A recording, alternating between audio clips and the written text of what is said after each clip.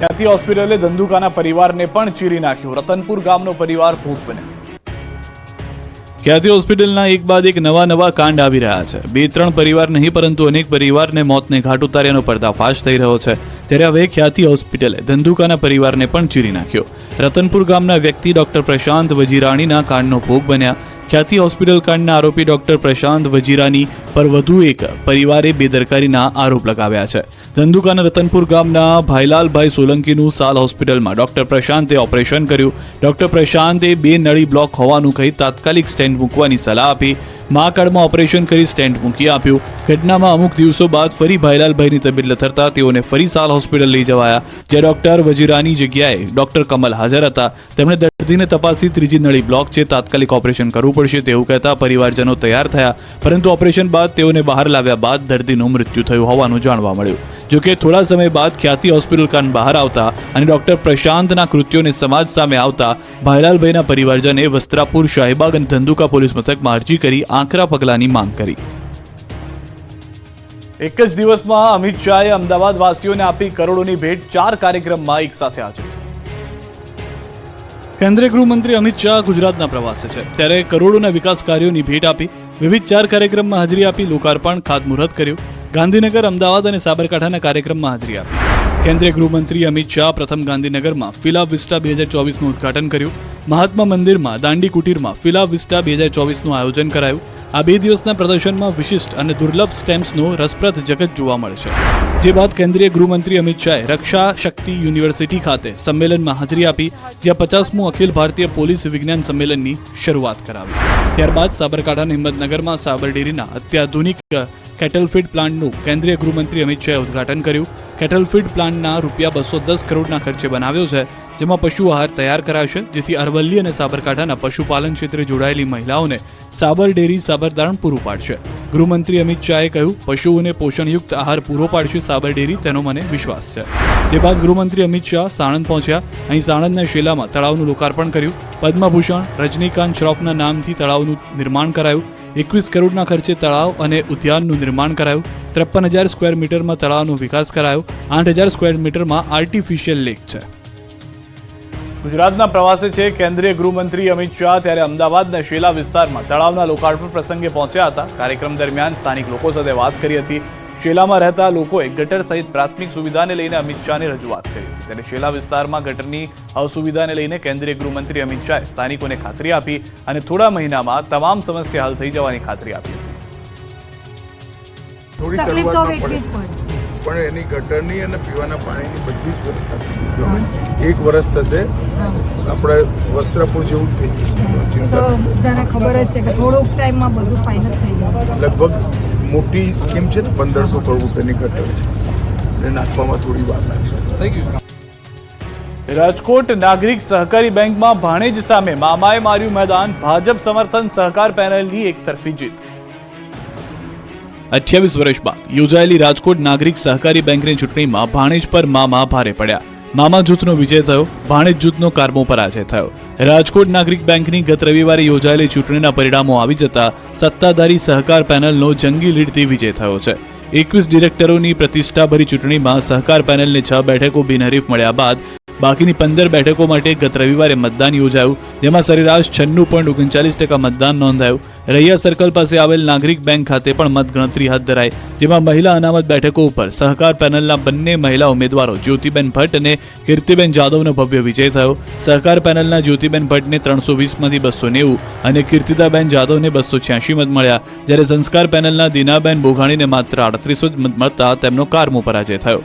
આ ઉપરાંત અન્ય 13 બેઠકોની મતગણતરીમાં પણ સહકાર પેનલના ઉમેદવારોનો જ્વલંત વિજય થયો અને તમામ 15 બેઠકો ઉપર સહકાર પેનલનો ભવ્ય વિજય થયો, જ્યારે સંસ્કાર પેનલનું ખાતું પણ ખુલ્યું ન હતું.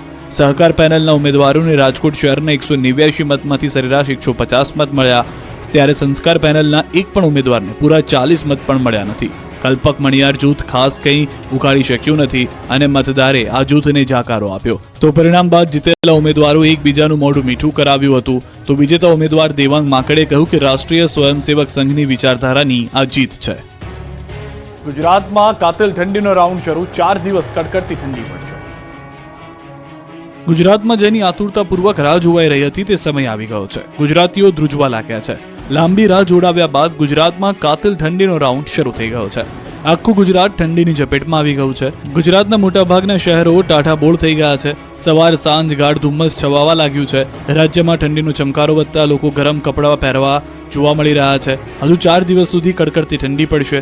હવામાન વિભાગે આગાહી કરી છે કે સરેરાશ તાપમાનમાં 2 થી 3 ડિગ્રીનો ઘટાડો નોંધાયો છે. હજુ 3 થી 4 દિવસ સુધી તાપમાન યથાવત રહેશે. ઉત્તર ભારતના પહાડી વિસ્તારોમાં થઈ રહેલી હિમવર્ષાની અસર ગુજરાત પર પડી રહી છે, જેના કારણે આગળના દિવસોમાં રાજ્યમાં પણ ઠંડો પવન ફૂંકાવા લાગશે અને આગામી દિવસોમાં કડકડતી ઠંડી પડશે. 9 શહેરોમાં લઘુત્તમ તાપમાન 20 ડિગ્રીથી ઓછું નોંધાયું છે.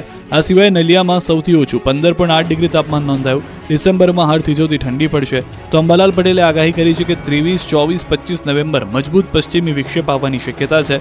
પશ્ચિમી વિક્ષેપના કારણે ન્યૂનતમ મહત્તમ તાપમાન ઘટવાની શક્યતા છે, એટલે કે ઠંડીની સાથે માવઠું થવાની પણ મોટી આગાહી કરી છે.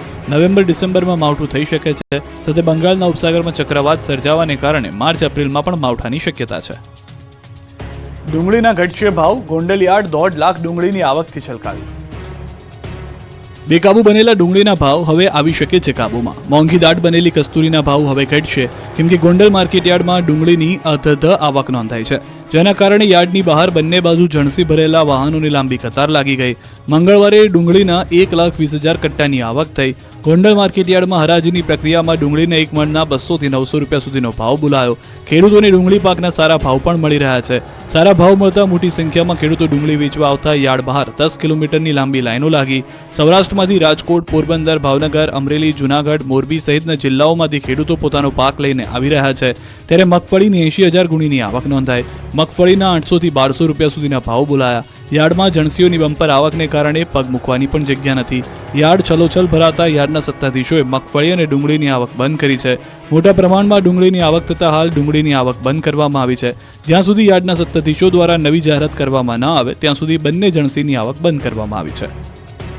કાજુ બદામ કરતાં પણ ઘઉંનું બિયારણ મોંઘું થતાં અરવલ્લીના ખેડૂતો સંકટમાં. રવિ સિઝનની શરૂઆત થતાં અરવલ્લી જિલ્લાના ખેડૂતો મોટા પ્રમાણમાં ઘઉંની વાવણીમાં જોતરાયા છે. દર સિઝનમાં અરવલ્લી જિલ્લામાં રવિ સિઝનમાં સૌથી વધુ 1 લાખ કરતાં વધુ હેક્ટર જમીનમાં ઘઉંનું વાવેતર કરવામાં આવે છે. ત્યારે ચાલુ વર્ષે કાજુ બદામ કરતાં પણ ઘઉંના બિયારણનો ભાવ વધતા ખેડૂતોની હાલત કફોડી થઈ ગઈ છે. ઘઉંના બિયારણનો ભાવ 20 કિલોના 400 રૂપિયા જેટલો વધ્યો છે, જેથી ઘઉંની ખેતી કરવી ખેડૂતોને મોંઘી લાગી રહી છે. ગયા વર્ષની સરખામણીમાં લોકવાન ઘઉંના બિયારણનો ભાવ 1600 હતો, તે વધીને 2000 રૂપિયા પ્રતિ 20 કિલો થયો છે. આ જ રીતે ઘઉંની અલગ અલગ જાતના બિયારણોના ભાવ વધ્યા છે, જેને પગલે ખેડૂતોની ખેતી ખૂબ જ મોંઘી બની છે, જેથી ખેડૂતો પરેશાન છે. બીજી બાજુ ચોમાસા સિઝનમાં ખેડૂતોના ખેતરોમાં પાણી ભરાયા હતા, જેના કારણે જિલ્લાના અનેક ખેડૂતોને લાખો રૂપિયાનું નુકસાન થયું, જેનો સર્વે પણ થયો નથી અને તેનું વળતર પણ મળ્યું નથી. તેવા સંજોગોમાં રવિ સિઝનમાં ખેડૂતોએ ઘઉં પાકની વાવણી કરવા માટે તૈયારી શરૂ કરી છે. ત્યારે ઘઉંના બિયારણનો ભાવ વધતા ખેડૂતોની હાલત કફોડી બની છે. સરકાર દ્વારા વધતા ભાવોને ધ્યાને રાખી ટેકાનો ભાવ જાહેર કરાય તેવી ખેડૂતો માંગ કરી રહ્યા છે. જો સસ્તા ભાવે ઘઉંના બિયારણ નહીં મળે તો લોકોને સિઝનમાં ઘઉંના વધુ ભાવ ચૂકવવા પડશે. ગૃહિણીઓને લીલા લહેર. ઠંડીનો પારો ગગડતા શાકભાજીના ભાવ કડડભૂસ હજુ વધુ સસ્તા થશે. મોંઘવારીના માર વચ્ચે ગૃહિણીઓને રાહત મળે તેવા સમાચાર આવ્યા છે. શિયાળો જામતા જ ગૃહિણીઓને લીલા લહેર છે. ઠંડીનો પારો ગગડતા શાકભાજીના ભાવ પણ કડડભૂસ થઈ ગયા છે. અમદાવાદ સહિત રાજ્યભરમાં શાકભાજીના ભાવમાં આંશિક ઘટાડો થયો. હાલ 1 કિલો શાકભાજીના ભાવ 20 થી 30 રૂપિયાનો ઘટાડો જોવા મળ્યો. હવે માર્કેટમાં લીલા શાકભાજીની આવક વધી છે. બહારના રાજ્યોમાંથી શક્કરિયા, સુરણ, રતાળુ, રીંગણ, વટાણાની આવકમાં વધારો થયો છે.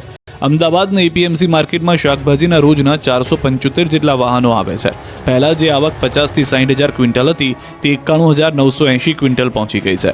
ખેતીવાડી બજાર ઉત્પન્ન સમિતિના મતે હાલ જોઈએ એટલા ભાવ ઓછા નથી થયા, પણ આગામી 15 દિવસમાં ભાવમાં મોટો ઘટાડો જોવા મળશે.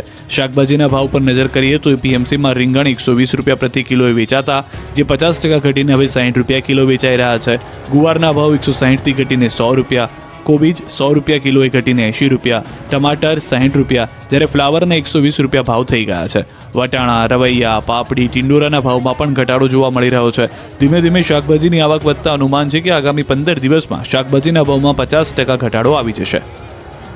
ખારાગોડાના મીઠા ઉદ્યોગમાં મંદીનો માહોલ, અગરિયાઓ મુશ્કેલીમાં. મીઠાના ઉદ્યોગ પર છવાયા છે મંદીના વાદળ. સુરેન્દ્રનગર જિલ્લામાં આવેલા કચ્છના નાના રણમાં મીઠાનું મબલક ઉત્પાદન થયું છે, પરંતુ અગરિયા કે વેપારીઓ બંનેમાંથી કોઈને પૂરતા ભાવ ન મળતા મીઠા ઉદ્યોગ મંદીના વમળમાં ફસાયો છે. ધાંગધ્રા, કુડા, ખારાગોડાના રણમાં મોટા પ્રમાણમાં મીઠાનું ઉત્પાદન થાય છે. ચાલુ વર્ષે અંદાજે 20 લાખ મેટ્રિક ટન કરતાં વધુ ઉત્પાદન થાય તેવી શક્યતા છે.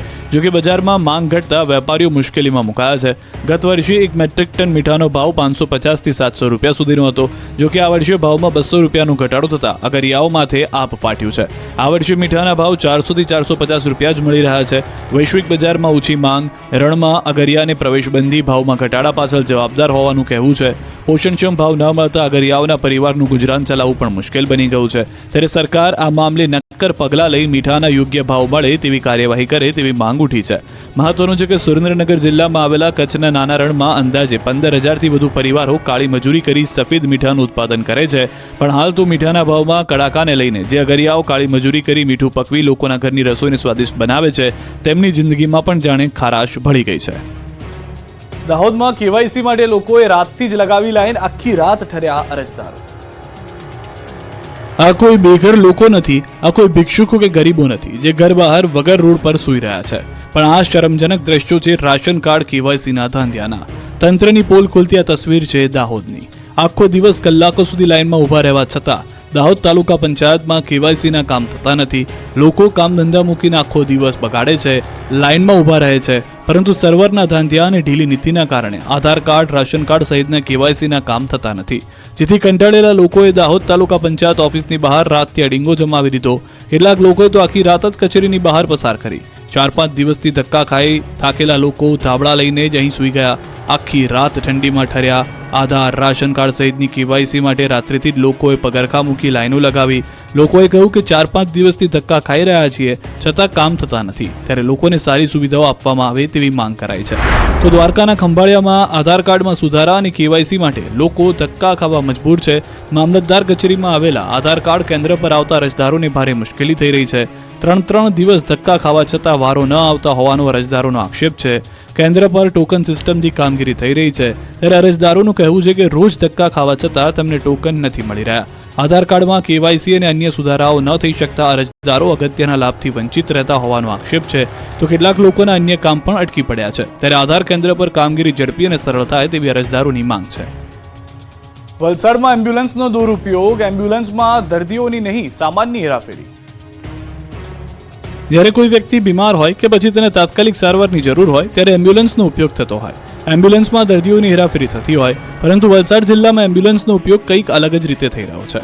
અહીં એમ્બ્યુલન્સનો ઉપયોગ દર્દીઓને લાવવા લઈ જવા નહીં, પરંતુ લાઇટ અને થાંભલા રિપેર કરવા અને અન્ય પરચુરણ કામ માટે થઈ રહ્યો છે.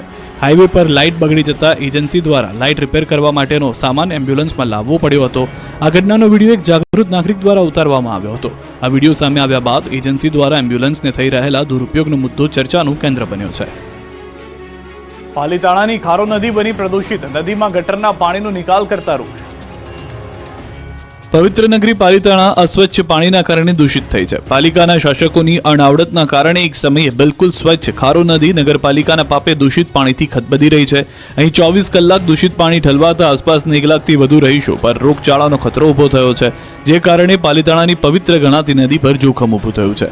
ખુલ્લેઆમ 24 કલાક ડ્રેનેજની પાઇપનું પાણી નદીમાં ઠલાવતા નદીનું સ્વચ્છ પાણી ગંદુ બની ગયું છે. ટ્રીટમેન્ટ વગર જ ગંદુ પાણી છોડવામાં આવતા માથું ફાડી નાખે તેવી દુર્ગંધ વચ્ચે લોકો જીવી રહ્યા છે. એટલું જ નહીં, ખારો નદીમાં ડ્રેનેજનું પાણી ઉમેરતા ખેતીમાં પણ ગંભીર જોખમ ઊભું થયું છે. ગામના હેન્ડપંપમાં પણ દૂષિત પાણી આવે છે. નદીમાં ભળતું દૂષિત પાણી આજુબાજુના રહેણાંક વિસ્તારોના તળાવો અને પાણીના સ્ત્રોતો સુધી પહોંચી ગયું છે, જેથી લોકોના આરોગ્ય પર ગંભીર અસર થઈ રહી છે. શહેર કોંગ્રેસના પ્રમુખે આરોપ લગાવતા કહ્યું કે અનેક રજૂઆત છતાં હજુ કોઈ નિરાકરણ કરવામાં આવ્યું નથી. તો આ તરફ નગરપાલિકાના ઉપપ્રમુખ તો ભર ઊંઘમાં છે, જેને વિષયની પણ જાણ સુદ્ધા નથી, પરંતુ આ દ્રશ્યો પૂરતા છે તેમની આંખો ખોલવા માટે. આહવા તાલુકાના 9માંથી 6 કોઝવે થઈ રહ્યા છે પડું. ડાંગ જિલ્લામાં વિકાસ ખાડે ગયો છે, તો તમે આહવા તાલુકામાં રહેતા હો તો કોઝવે પરથી નીકળતા પહેલા સાવધાન રહેજો, કેમ કે આહવામાં 9માંથી 6 કોઝવે પડું થઈ રહ્યા છે. ડાંગ જિલ્લાના આહવા તાલુકામાં કોઝવે જર્જરિત હાલતમાં જોવા મળી રહ્યા છે. બોરખલીથી પાંડવા ગામ સુધીના રસ્તા પર આવતા કોઝવે ઘણા સમયથી જર્જરિત હાલતમાં છે. કુલ 9માંથી 6 કોઝવે જર્જરિત હાલતમાં છે, જેને કારણે વાહન ચાલકોને ભારે હાલાકીનો સામનો કરવો પડી રહ્યો છે. કોઝવેના સળિયા બહાર દેખાઈ રહ્યા છે. લોકોમાં અકસ્માતનો ભય ફેલાયો છે. સ્થાનિકોએ વહેલી તકે કોઝવેનું સમારકામ કરવા તંત્ર પાસે માંગ કરી છે. આ અંગે અનેકવાર રજૂઆત કરી છે, છતાં પણ તંત્ર જાણે કોઈ મોટી દુર્ઘટના સર્જાય તેની રાહ જોઈ રહ્યું હોય તેવું લાગે છે. વડોદરામાં તપન પરમાર હત્યા કેસ બાદ કોર્પોરેશન તંત્ર જાગ્યું અને કડક કાર્યવાહી કરી. વીએમસીએ પોલીસને સાથે રાખીને દબાણ દૂર કર્યા.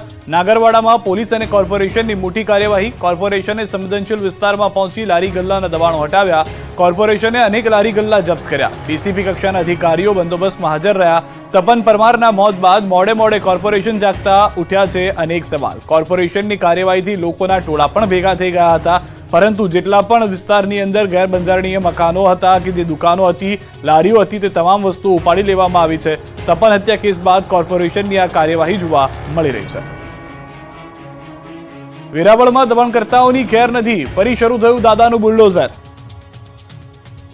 વેરાવળમાં દબાણકર્તાઓ પર ફરી બુલડોઝરવાળી કરવામાં આવી છે. ગીર સોમનાથ જિલ્લાના ગેરકાયદે દબાણો પર દાદાનું બુલડોઝર ફરી વળ્યું છે. વેરાવળના બંદર રોડ પર મેરીટાઈમ બોર્ડની જગ્યામાં કરવામાં આવેલા દબાણો પર બુલડોઝર ફેરવવામાં આવ્યું હતું. આ જગ્યા કેટલાક લોકો દ્વારા દુકાન સહિતના બાંધકામો કરી દેવાયા, જેને લઈને તંત્ર એક્શનમાં આવ્યું અને મેરીટાઈમ બોર્ડની ઓફિસથી બંદર ગેટ સુધીની જગ્યાઓમાં બુલડોઝર ફેરવીને દબાણો દૂર કરવાનું અભિયાન હાથ ધર્યું. આ અભિયાન માટે 5 જેસીબી અને 20 ટ્રેક્ટર સહિતના સાધનોને કામે લગાવવામાં આવ્યા. સાથે જ અંદાજે 80 જેટલા લોકો પણ આ અભિયાનમાં જોડાયા છે અને તે 2 દિવસ સુધી ચાલશે. આ પહેલા પણ સોમનાથના ઇતિહાસમાં સૌથી મોટા ડિમોલિશનની કામગીરી હાથ ધરાઈ હતી. શંખ સર્કલથી ત્રિવેણી ઘાટ સુધી નાના લારી ગલ્લા રોડ પરના દબાણો દૂર કર્યા છે. વેરાવળમાં 150થી વધુ દબાણો દૂર કરાયા છે. ડિમોલિશનની કામગીરીમાં 36 જેસીબી મશીન અને 70 ટ્રેક્ટર ટ્રોલી કામે લાગ્યા હતા. લગભગ 1500 પોલીસ કર્મચારીઓની હાજરીમાં દબાણ હટાવાયું. પાટણમાં મેડિકલ કોલેજના છાત્રના મોતથી ધાંગધ્રાના જેસડા ગામમાં શોકનો માહોલ, તો આરોપીઓના રિમાન્ડ પણ મંજૂર. પાટણની ધારપુર મેડિકલ કોલેજમાં આશાસ્પદ પુત્રના મોતને લઈ પરિવારજનો પર આભ તૂટી પડ્યું. અનિલના મોત બાદ પરિવારે એકનો એક પુત્ર ગુમાવ્યો. મૃતકના પરિવારમાં અનિલ સૌથી નાનો હતો અને તેને 2 મોટી બહેન છે. એક બહેનના ફેબ્રુઆરીમાં લગ્ન છે. માતા પિતાએ કાળી મજૂરી કરીને દીકરો ડોક્ટર બને તે માટે 6 લાખ રૂપિયા ભર્યા, પણ કુદરતને કંઈ બીજું મંજૂર હોય તેમ મેથાણીયા પરિવારના એકના એક દીકરાનું અકાળે મોત થતાં પરિવારજનોમાં હૈયાફાટ રુદનથી સમગ્ર જેસડા ગામમાં શોકનો માહોલ જોવા મળી રહ્યો છે. મૃતકના મમ્મી, પપ્પા અને બંને બહેનો આઘાતમાં છે અને અર્ધબેભાન હાલતમાં છે. કોણ કોને સથિયારો આપે તેવો માહોલ છે. સ્વજનો પણ દુઃખની ઘડીમાં સથિયારો દેવા આવી રહ્યા છે. પરિવાર વર્ષે રૂપિયા 12 લાખ લેખે એક સેમેસ્ટરની 6 લાખ રૂપિયાની ફી પણ ભરી ચૂક્યો હતો, પરંતુ સિનિયરના રેગિંગે એક જ મહિનામાં જેસડા ગામને શોકાતુર કરી દીધું. અનિલના પિતા ખેતમજૂરી સાથે જોડાયેલા છે. મૃતકના ભાઈએ જણાવ્યું કે 2 ગામ વચ્ચે અનિલ પ્રથમ યુવાન હતો, જે MBBSના એડમિશન લઈ ડોક્ટર બનવા જઈ રહ્યો હતો. ધારપુરની મેડિકલ કોલેજમાં 1 મહિના પહેલા જ MBBSમાં પ્રવેશ મેળવ્યો હતો. મૃતકના ભાઈએ માંગ કરી કે રેગિંગ કરનાર 15 વિદ્યાર્થીઓને એડમિશન રદ કરવામાં આવે. જેનું માઇન્ડ ક્રિમિનલ હોય તે આગળ જઈને પણ ક્રાઇમ કરશે. આજે રેગિંગ કર્યું, ભવિષ્યમાં મોટો ક્રિમિનલ બનશે. યુવાનના મોત મામલે જવાબદારો સામે કડક કાર્યવાહી કરવાની પણ પરિવારજનોએ માંગ કરી છે. રાજકોટ મહાનગરપાલિકાની સામાન્ય સભા તોફાની બની. વિપક્ષે મચાવ્યો હોબાળો, પોલીસે કરી ટીંગાટોળી. રાજકોટ મહાનગરપાલિકાના સ્થાપના દિવસે આજે જનરલ બોર્ડ મળ્યું હતું, જેમાં શાસક તેમજ વિપક્ષના કોર્પોરેટરોને સઘન ચેકિંગ કર્યા બાદ પ્રવેશ આપવામાં આવ્યો. પ્રથમ પ્રશ્ન ભાજપના કોર્પોરેટરનો હતો, જેમાં અડધો કલાક જેટલો સમય વીતી જતા વિપક્ષના નેતા વશરામ સાગઠિયાએ પોતાના રોગચાળાના પ્રશ્નનો જવાબ દેવા હોબાળો કર્યો. જે દરમિયાન શાસક પક્ષના કોર્પોરેટરો દ્વારા તેમને રોકવાનો પ્રયાસ કરવામાં આવતા શાબ્દિક યુદ્ધ જોવા મળ્યું. વિપક્ષ નેતા વશરામ સાગઠિયાએ રોગચાળાનો અને ડેન્ગ્યુના કારણે થતા મોતનો પ્રશ્ન ઉઠાવ્યો, જેને લઈ સભા તોફાની બની ગઈ હતી. પોલીસ અને નેતાઓ વચ્ચે ચકમક થઈ ગઈ હતી. પોલીસે ટીંગાટોળી કરી હતી. વશરામ સાગઠિયાને બહાર કાઢી મૂકવામાં આવ્યા હતા. વિપક્ષ નેતા સાગઠિયાએ કહ્યું હતું કે આતંકવાદી હોય તેમ ચેકિંગ કર્યું અને મારો પ્રશ્ન સાંભળ્યા પહેલા મને માર્શલ મારફત બહાર કાઢી મૂકાય. તો સ્ટેન્ડિંગ ચેરમેન બોલ્યા કે સાગઠિયા મીડિયા સમક્ષ ફોટા પડાવવામાં આવે છે. મનપા કમિશનર ગેરહાજર હોવાથી ડેપ્યુટી કમિશનર સ્વપ્નિલ ખરે દ્વારા આ બોર્ડમાં જવાબ અપાયા હતા. આમ પ્રજાના પ્રશ્નોની ચર્ચાને બદલે આજે પણ જનરલ બોર્ડ દરમિયાન માત્ર હોબાળો જ જોવા મળ્યો હતો. સુરતમાં પડતર મુદ્દાને લઈને ઘમાસાણ. સુધરાઈ સ્ટાફ મંડળે થાળી વેલણ વગાડી કર્યો વિરોધ.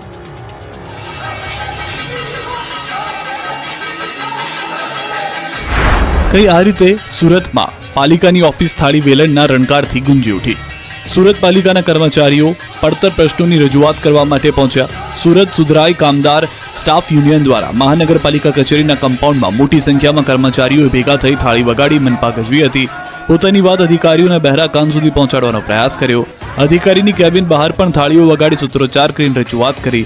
તમામ પ્રશ્નોનું નિરાકરણ તાકીદે આવે એવી ભારપૂર્વક રજૂઆત કરવામાં આવી.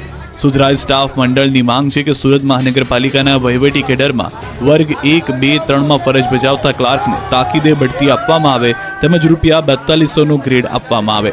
આરોગ્ય ખાતામાં ચીફ સેનિટરી ઇન્સ્પેક્ટર તથા સેનિટરી ઇન્સ્પેક્ટરના પ્રમોશન તાકીદે આપવામાં આવે.